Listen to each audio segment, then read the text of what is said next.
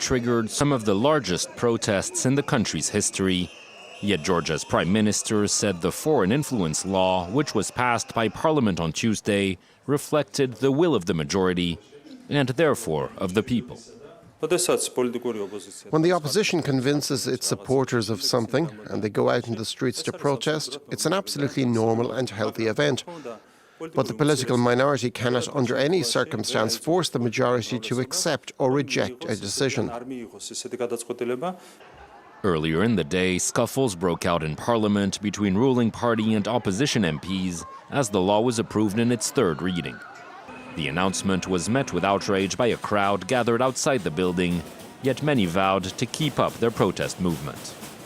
They say that it's democracy, and this is like nothing like democracy. They're hitting people, they're being violent, I don't know, I'm so angry, I don't even can explain. We're gonna be here every day, all day, like, I won't give up. Critics say the law, which requires media and advocacy groups receiving over 20% of their funding from abroad to register as pursuing the interests of a foreign power, can easily be abused to silence dissent, and fear it will see Georgia drift closer to Russia.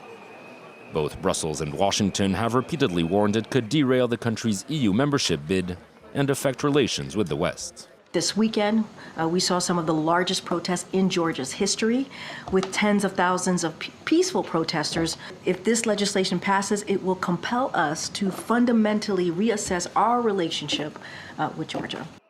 A small if. Georgia's president said she would refuse to sign off on the bill, but her veto can easily be overridden by another vote in Parliament.